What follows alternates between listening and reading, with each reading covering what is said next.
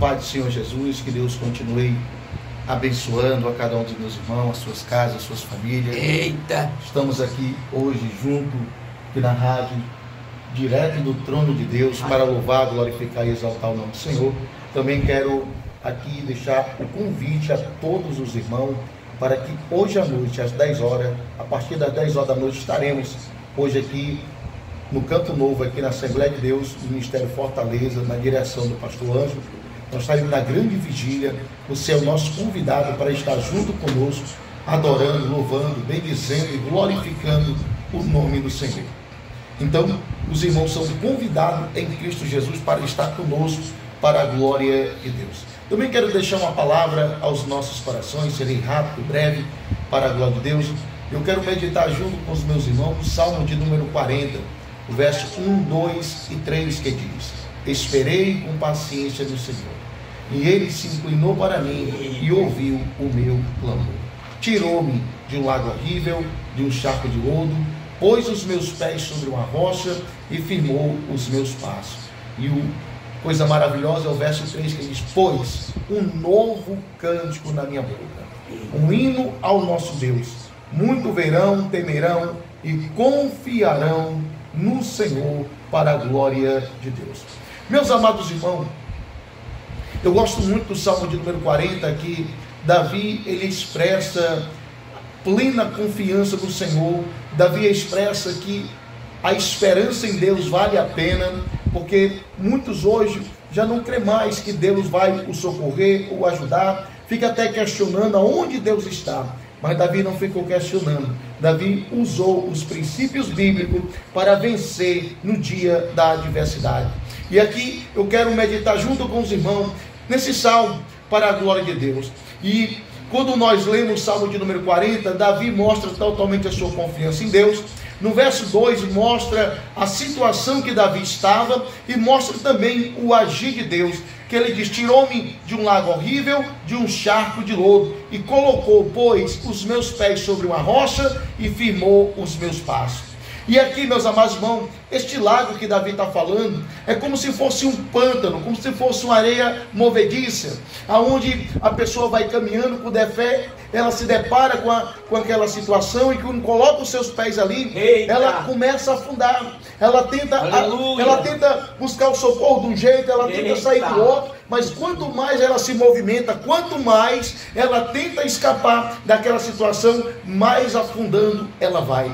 Talvez hoje você se sinta assim, dentro desta areia movediça. Você já tem todo um jeito de outro, e parece que você vai vendo que tudo vai afundando, parece que nada vai dando certo, parece que tudo está contrário contra a sua vida, parece que um vento, a tempestade chegou e ela não quer mais sair, mas ainda há esperança para a glória de Deus. E ele diz: tirou-me de um charco de lodo. Você já viu aquela sensação, pastor Daí, que quando a gente vai num açude que tem aquela pedra cheia de lodo, quando a gente fica ali em cima, quando a gente tenta caminhar, o que é que acontece logo em seguida? Logo a gente cai. Aí você se levanta, tenta de novo, e logo você cai de novo. Talvez você esteja hoje nessa mesma situação. Está tentando se levantar, mas quando se levanta parece que já vem algo lhe dando uma rasteira e você cai. Eita. Você tenta se colocar em pé, quando você pensa que está em pé, logo escorrega e cai de novo. Mas hoje eu quero te dizer algo, que o Senhor pegou Davi e colocou ele sobre uma rocha. E quando o Senhor colocou ele sobre uma rocha, firmou os seus passos. Eita. Você crê que Deus tem poder para fazer isto hoje? Pois aqui eu quero falar de 5 princípios bíblicos que Davi praticou e Deus mudou o seu cativeiro. Primeiro, meus amados irmãos, é espera com paciência no Senhor. E eu quero te dizer, desespero não vai resolver o teu problema. Você agir precipitadamente no meio desse caos, no meio dessa adversidade, não vai te ajudar. Porque quanto mais nós tentamos resolver desesperado, de qualquer maneira, de qualquer jeito, sabe o que vai acontecer? Os problemas muitas vezes só vão aumentar. E o que vai acontecer é você ainda mais se revoltar contra Deus, como tem muitos se revoltando contra Deus, porque não está usando os princípios bíblicos que Deus deu. Seja paciente nesta tribulação, que Deus vai te ajudar. Como diz em Romanos 5, versículo 3, 4 e 5, eu acho que Paulo estava fora de si, quando ele estava falando, que ele disse, e não somente isso, mas também nos gloriamos, nos alegramos nas tribulações. Como vamos nos gloriar, nos alegrar nas tribulações? É coisa para quem está em Cristo profundamente. Porque as tribulações, muitas vezes ela causa dor, sofrimento, angústia, desespero. Mas quem está em Cristo sabe que a sua tribulação, ela produz a paciência. E a paciência, a experiência. E a experiência, a esperança. E a esperança não traz confusão, porquanto o amor de Deus está derramado em nossos corações para a glória de Deus. Seja paciente, você vai vencer, você vai conseguir chegar do outro lado. Não se desespere, não haja pelo impulso do momento, mas confia no Senhor, espera nele, porque ele vai te ajudar. E segundo princípio que eu quero trazer, irmão, é termos bom ânimo. Está na luta, mas tenha bom ânimo. Está na adversidade, tem de bom ânimo. Está no meio da tempestade. Quando os discípulos estavam enfrentando aquela tempestade, aquele vento contrário que chegou contra a sua embarcação, Marcos vai dizer que eles remaram, que acabaram as suas forças.